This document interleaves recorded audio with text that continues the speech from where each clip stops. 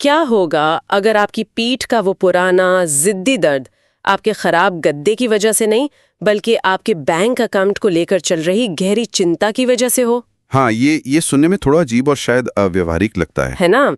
मतलब लोग सोचेंगे कि ये क्या बात हुई, लेकिन आज की इस बेहद गर्मजोशी भरी और आरामदायक गहन चर्चा में हम एक ऐसे विचार की गहराई में उतरने जा रहे हैं जो जीवन, शरीर और हमारे दिमाग के आपसी रिश्ते को देखने का नजरिया पूरी तरह से पलट कर रख देगा। बिल्कुल।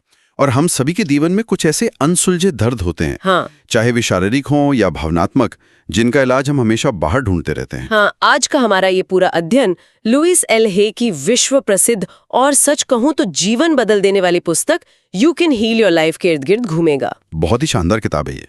100%।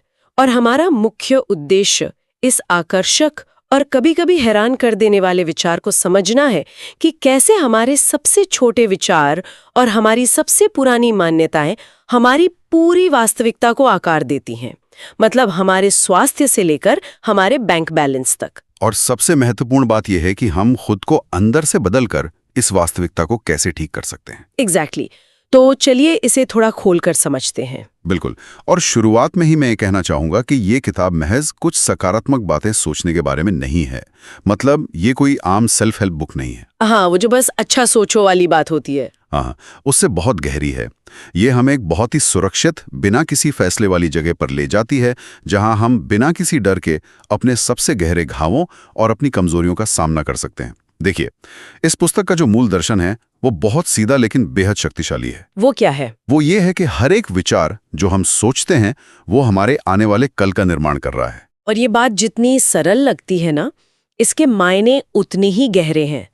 मैंने जब इसे पढ़ा तो मुझे लगा कि अगर हमारे विचार बीज की तरह हैं, मतलब जो बीज हम आज बोते हैं, भले ही अनजाने में, वही तो भविष्य की फसल बनते हैं। बहुत सही कहा आपने। और किताब में स्पष्ट रूप से बताया गया है कि दुनिया में लगभग हर इंसान, चाहे वो बाहर से कितना भी सफल क्यों ना दिखता हो, कहीं ना कहीं आत्मघृणा, अपराधबोध और एक बहुत ही गहरी मान्यता से पीड़ित है। हाँ, वो जो एक छिपी हुई मान्यता है कि मैं पर्याप्त अच्छा नहीं हूं। बिल्कुल, मैं पर्याप्त अच्छा नहीं हूं, या I am not good enough. मैं कहूंगा कि ये शायद मानव जाति की सबसे आम और सबसे विनाशकारी बीमारी है। असल में अगर हम अपने अवचेतन मन को एक कंप्यूटर के ऑपरेटिंग सिस्टम की तरह देखें तो विचार ठीक वैसा ही है। मतलब अगर हमारे बेस कोड में, हमारे ऑपरेटिंग सिस्टम की जड़ों में ये वायरस बैठा हुआ है कि मैं किसी लायक नहीं हूं, तो सिस्टम तो क्रैश होगा ही। एग्जैक्टली। बाहर से हम चाहे कितने भी अच्छे सॉफ्टवेयर इंस्टॉल कर लें, चाहे वो एक नई नौकरी हो, एक नया रिश्ता हो या एक नया घर हो, सिस्टम अंततः क्रैश हो ही जाएगा। जब तक अंदर का कोड नहीं बदलता, बाहरी बदलाव टिकते ही नहीं। ये बहुत ही सटीक उदाहरण है। और यहाँ जो सबसे दिलचस्प बात है वो ये है कि ब्रह्मांड कभी हमारी आलोचना नहीं करता। मतलब वो हमें जज नहीं करता। बिल्कुल नहीं। वो हम पर कोई फैसला नहीं सुनाता। ब्रह्मांड पूरी तरह से निष्पक्ष है। वो सिर्फ हमारे उस बेस कोड या हमारी मान्यताओं को पढ़ता है और उसी को हमारे जीवन में प्रतिबिंबित कर देता है। अरे वाह! हाँ, देखिए, अगर कोई इंसान अंदर से यह मानता है कि दुनिया एक बुरी जगह है और कोई उस पर प्यार नहीं लुटा सकता, तो ब्रह्मांड उसे ठीक वैसे ही लोग और वैसी ही परिस्थितियां देगा जो उसकी इस मान्यता को सच साबित कर दें। वो कहते हैं ना कि आप जो मानते हैं वही सच बन जाता है। सही बात है।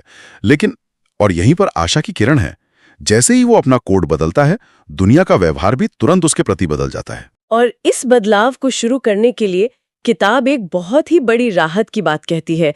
वो ये कि शक्ति का केंद्र हमेशा वर्तमान क्षण में होता है। अतीत का हम पर कोई अधिकार नहीं है। बिल्कुल, अतीत सिर्फ एक याद है। मुझे ये विचार इसलिए इतना सुकून देने वाला लगता है क्योंकि लोग अक्सर सोचते हैं कि हमारे पिछले 10 साल तो बर्बादी में या नकारात्मकता में गुजर गए, अब क्या हो सकता है, मतलब अब तो बहुत देर हो गई। ऐसा लोग बहुत सोचते हैं। हाँ, लेकिन लुइस है हमें याद दिलाती हैं कि आपके अतीत के विचार सिर्फ आपको यहाँ तक लेकर आए हैं। अब इसी पल में आप जो नया विचार चुनेंगे वो आपके भविष्य की दिशा तय करेगा। अतीत के अनुभव आपके शरीर में दर्ज हो सकते हैं, लेकिन उन्हें आगे बढ़ाने वाला ईंधन केवल आज का, इस वर्तमान क्षण का विचार है। सही कहा। जब लोग इस बात को गहराई से समझ लेते हैं तो वो खुद को एक लाचार स्थिति से निकालकर पूरी तरह से नियंत्रण की स्थिति में ले आते हैं। लेकिन यहाँ एक बहुत बड़ा तार्किक सवाल खड़ा होता है। मतलब अगर हमारे विचार इतने ही शक्तिशाली हैं और कोई भी जानबूझकर अपने लिए दुख नहीं चुनना चाहता, तो हम पहली बार इन नकारात्मक विचारों को सीखते कहाँ से है? ये बहुत ही गहरा सवाल है। है ना? हमारे अंदर ये मैं पर्याप्त अच्छा नहीं हूं का कोड लिखता कौन है? और इसका जो जवाब किताब में मिलता है वो सीधा हमारे बचपन की ओर इशारा करता है। हाँ, क्योंकि बचपन में हमारा दिमाग एक स्पंज की तरह होता है। जी। हम अपने आसपास के वयस्कों की, विशेषकर माता-पिता या अभिभावकों की प्रतिक्रियाओं से अपने बारे में और जीवन के बारे में सोचना सीखते हैं। बिल्कुल। बच्चे ये नहीं सोच सकते कि मेरे माता पिता ऑफिस के तनाव में हैं, इसलिए वो मुझ पर चिल्ला रहे हैं। एक बच्चा सिर्फ ये सोचता है मैं बुरा हूं, इसलिए मुझ पर चिल्लाया जा रहा है। और वही बात उनके मन में बैठ जाती है। हाँ, और यही वो क्षण होता है जब सीमित करने वाली मान्यताएं जन्म लेती हैं। हम बड़े होकर अक्सर अनजाने में अपने उसी शुरुआती घरेलू जीवन के भावनात्मक माहौल को दोबारा बनाते हैं। इसीलिए अक्सर लोग ऐसे बॉस की ओर आकर्षित होते हैं जो बहुत आलोचना करने वाला हो, या ऐसे जीवन साथी को चुनते हैं जो बिल्कुल उनके माता पिता में से किसी एक की तरह व्यवहार करता हो। बिल्कुल। दिमाग को जो जाना पहचाना लगता है वो उसे सुरक्षित मानता है, भले ही वो नुकसानदायक क्यों ना हो। लेकिन इस चक्र को तोड़ने के लिए लुईस है का नजरिया यह है कि हमें अपने माता पिता को दोष देना बंद करना होगा। हाँ, वो उन्हें पीड़ितों के पीड़ित कहती हैं। सही कहा। इसका मतलब है कि उन्होंने हमारे साथ जो किया वो उन्होंने खुद अपने बचपन में सीखा था। वो हमें खुद से प्यार करना कैसे सिखा सकते थे जब वो खुद ही ये नहीं जानते थे? उनकी भी अपनी दर्दनाक कहानियां रही होंगी। मुझे यहाँ रुकना होगा, क्योंकि ये बात सैद्धांतिक रूप से तो बहुत अच्छी लगती है, लेकिन मैं थोड़ा पुशबैक देना चाहूंगी। हाँ बिल्कुल, बताइए। उन लोगों के लिए क्या जो वास्तव में बहुत गहरे आघात, बहुत बुरे दुर्व्यवहार या सचमुच एक खौफनाक बचपन से गुजरे हैं, क्या उनसे ये कहना कि बस अपने माता पिता को माफ कर दो क्योंकि वे भी पीड़ित थे, थोड़ा अन्यायपूर्ण या असंवेदनशील नहीं लगता? मतलब ऐसे गंभीर मामलों में बस माफ कर देना कैसे संभव या उचित हो सकता है? देखिए, ये एक बेहद स्वाभाविक और जरूरी सवाल है, और मैंने देखा है कि ये बहुत से लोगों के लिए एक बहुत बड़ा अवरोध भी होता है। लेकिन हमें ये समझना होगा कि इस दर्शन में क्षमा का वास्तविक अर्थ क्या है। क्या अर्थ है? क्षमा का अर्थ ये बिल्कुल नहीं है कि जो गलत हुआ उसे सही ठहराया जाए। क्षमा का मतलब ये कहना नहीं है कि आपने मेरे साथ जो किया वो ठीक था। ये दूसरे व्यक्ति को उसके अपराध से मुक्त करने के बारे में तो है ही नहीं। तो फिर ये किसके बारे में है? मतलब अगर हम उसे मुक्त नहीं कर रहे हैं तो? ये पूरी तरह से 100% आपके अपने बारे में है। ये एक स्वार्थी कार्य है, सकारात्मक अर्थों में। अच्छा। हाँ, जरा सोचिए, जब आप आक्रोश, गुस्सा और नफरत को सालों तक अपने अंदर पाले रखते हैं तो वो ऊर्जा कहाँ जाती है? हमारे अंदर रहती है। बिल्कुल, वो आपके ही नर्वस सिस्टम को जला रही होती है। वो आपके ही शरीर में तनाव के हार्मोन्स जैसे कॉर्टिसोल पैदा कर रही होती है। लुईस कहती हैं कि आक्रोश और नफरत किसी और का नहीं बल्कि हमारा अपना शरीर खाते हैं। बाप रे, ये तो सच में डरावना है। इसीलिए वो पंक्ति बहुत शक्तिशाली है, मैं तुम्हें माफ करता हूं और मैं तुम्हें मुक्त करता हूं। ऐसा करके आप असल में खुद को उस दर्दनाक जंजीर से आजाद कर रहे होते हैं। जब तक आप किसी से नफरत करते हैं, आप भावनात्मक रूप से उसके गुलाम बने रहते हैं। तो क्षमा उस मानसिक और शारीरिक जहर को शरीर से बाहर निकालने की एक परम आवश्यकता है। ये बहुत ही प्रभावशाली है। मतलब नफरत को पकड़े रहना ऐसा है जैसे जहर खुद पीना और उम्मीद करना कि सामने वाला मर जाए। एकदम सही एनालॉजी दी आपने। जब हम इस नजरिए से देखते हैं तो क्षमा किसी और के लिए किया गया एहसान नहीं बल्कि खुद के लिए किया गया उपचार बन जाती है। तो इस सब का क्या मतलब है? अब जब हमने ये समझ लिया है कि समस्या की जड़ क्या है और हमें उस पुरानी नफरत को छोड़ना है, तो हम इस बदलाव की शुरुआत कैसे करें? इसके लिए किताब में एक बहुत ही व्यवहारिक अभ्यास है। हाँ, एक बहुत ही दिलचस्प और थोड़ा असहज करने वाला समाधान दिया गया है। मिरर वर्क, यानी शीशे के सामने किया जाने वाला अभ्यास। मिरर वर्क लुईस है के काम का सबसे प्रसिद्ध और शायद सबसे शक्तिशाली हिस्सा है। इसमें आपको बस एक शीशे के सामने खड़ा होना है, अपनी खुद की आंखों में गहराई से देखना है और जोर से कुछ सकारात्मक बातें कहनी है। जैसे कि क्या कहना है? जैसे, मैं तुमसे प्यार करता हूँ, मैं सचमुच तुमसे प्यार करता हूँ और मैं तुम्हें पूरी तरह से स्वीकार करता हूँ। सुनने में ये दुनिया का सबसे आसान काम लगता है। मतलब एक शीशा ही तो है, लेकिन किताब में जो कहानियां हैं वे बताती हैं कि ये कितना डरावना हो सकता है। बहुत डरावना होता है शुरुआत में। एक कहानी विशेष रूप से मुझे बहुत हैरान कर गई। एक व्यक्ति को जब ये मिरर वर्क करने के लिए कहा गया तो वो शीशे में खुद को देखकर इतना क्रोधित और असहज हो गया कि उसने शीशा ही फेंक कर तोड़ दिया। हाँ, मैंने भी पढ़ा वो हिस्सा। जरा सोचिए, एक शीशा जो सिर्फ आपका अक्स दिखा रहा है, उसे देखकर आपको इतना गुस्सा आ जाए कि आप उसे तोड़ दें। वो कमरे से भाग जाना चाहता था। ये दिखाता है कि हम अनजाने में खुद से कितनी गहरी नफरत करते हैं। बिल्कुल। देखिए, जब हम अपनी ही आंखों में देखते हैं तो हम खुद से झूठ नहीं बोल पाते। हमारे अंदर का सारा छिपा हुआ अपराध बोध, सारी शर्म और सारी आत्मा आलोचना तुरंत सतह पर आ जाती है। वो सब एकदम से बाहर आ जाता है। हाँ, उस व्यक्ति को खुद को शीशे में स्वीकार करने और उस वाक्य को शांति से कहने में कई महीने लग गए। और यही कारण है कि बदलाव लाने के लिए सिर्फ इच्छा शक्ति या विल पावर काफी नहीं होती। इच्छा शक्ति अक्सर काम क्यों नहीं करती? मतलब हम तो हमेशा यही सुनते आए हैं कि अगर कुछ बदलना है तो कड़ा अनुशासन होना चाहिए, बिना विल पावर के कुछ नहीं होता। क्योंकि इच्छा शक्ति अक्सर समस्या के केवल बाहरी लक्षणों से लड़ती है। जैसे मान लीजिए किसी को वजन कम करना है और वो बहुत सख्त डाइट पर चला जाता है। वो अनुशासन के सहारे अपनी भूख को मार रहा है। लेकिन अगर उसका वजन बढ़ना उसके अवचेतन मन की खुद को सुरक्षित रखने की किसी जरूरत से जुड़ा है, तो वो डाइट कभी काम नहीं करेगी। वो कुछ दिन करेगा और फिर छोड़ देगा। बिल्कुल, वो अंदर ही अंदर टूट जाएगा। इसीलिए लुईस है एक बहुत ही गहरी अवधारणा सामने रखती हैं, समस्या की जरूरत को छोड़ने की इच्छा, या willingness to release the need. समस्या की जरूरत को छोड़ना, ऐसा लगता है जैसे हम किसी रस्सी को खींचने वाले खेल मतलब टग ऑफ वॉर में अचानक रस्सी को छोड़कर लड़ना बंद कर रहे हों। सटीक उपमा। जब हम लक्षणों से लड़ते हैं तो हम बहुत सारी ऊर्जा बर्बाद कर रहे होते हैं। अगर बाहरी समस्याएं सिर्फ हमारी आंतरिक मान्यताओं का एक लक्षण है, तो लक्षणों को मारना बेमानी है। हाँ, तो हमें क्या करना चाहिए? इसके बजाय आपको खुद से कहना होता है, मैं इस सिरदर्द, इस मोटापे या इस वित्तीय संकट को पैदा करने वाले पुराने मानसिक पैटर्न की जरूरत को छोड़ने के लिए तैयार हूं। जब आप ये इच्छा जताते हैं तो आप असल में जड़ पर काम कर रहे होते हैं। और अगर हम लक्षणों की जड़ तक ना पहुंचें और इन दबी हुई भावनाओं को ना निकालें तो क्या होता है? यहीं पर ये चर्चा अपने सबसे अद्भुत और विचारणीय पड़ाव पर पहुंचती है, मन और शरीर का सीधा संबंध। ये मेरा सबसे पसंदीदा हिस्सा है। मेरा भी। ये किताब एक समग्र दृष्टिकोण यानी होलिस्टिक अप्रोच की बात करती है, जहां शरीर, मन और आत्मा तीनों का एक साथ जुड़ना और पोषण होना जरूरी है। मतलब जो विचार हम दिमाग में दबाते हैं वे कहीं गायब नहीं होते, वे जाकर हमारे शरीर के अंगों में बस जाते हैं। यही वो हिस्सा है जहां विज्ञान और मनोविज्ञान आकर मिलते हैं। हमारा शरीर हर पल हमारे साथ संवाद कर रहा होता है। वो हर समय हमें ये बताने की कोशिश कर रहा होता है कि हम मानसिक रूप से कहाँ अटके हुए हैं। इसके कुछ उदाहरण वाकई दिमाग घुमा देने वाले हैं। जैसे पीठ का दर्द। अक्सर हम सोचते हैं कि हम गलत तरीके से बैठ गए इसलिए पीठ में दर्द है। हाँ, या कुर्सी खराब है। एग्जैक्टली। लेकिन किताब बताती है कि पीठ हमेशा समर्थन या सपोर्ट को दर्शाती है।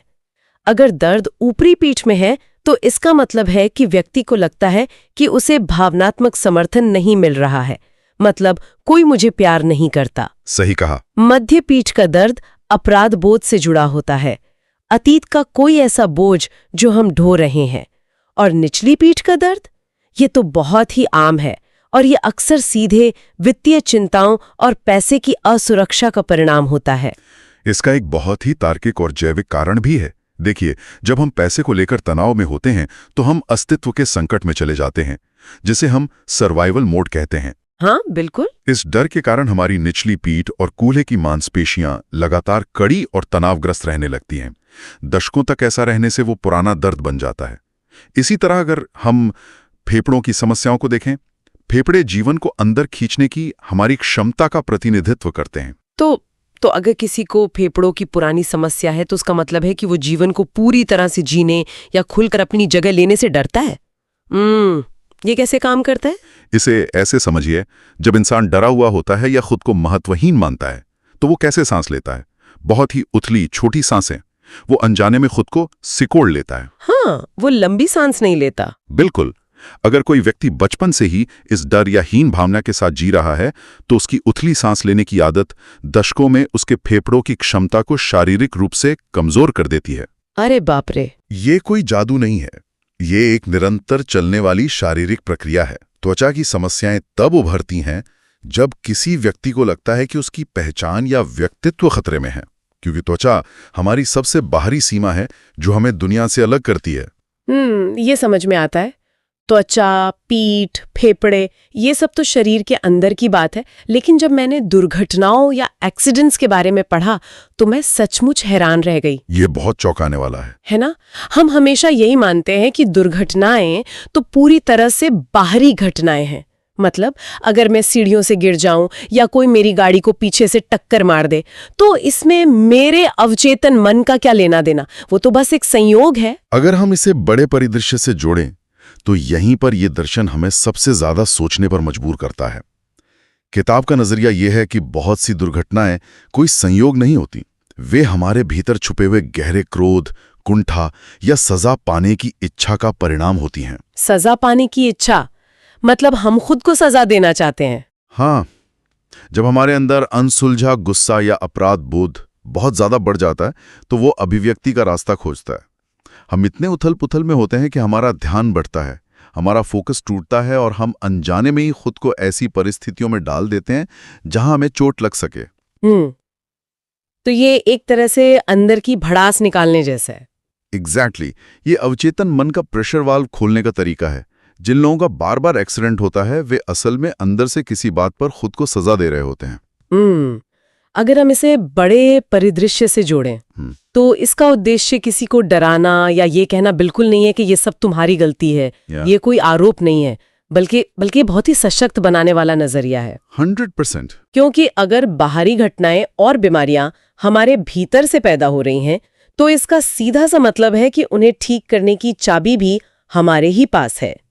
ये शरीर को एक कमजोर मशीन के बजाय एक बेहद बुद्धिमान मित्र के रूप में देखने में मदद करता है, जो हमें बता रहा है कि रुको, तुम्हारे सोचने के तरीके में कुछ गड़बड़ है। बिल्कुल, ये आत्म जागरूकता का एक बेहतरीन टूल है।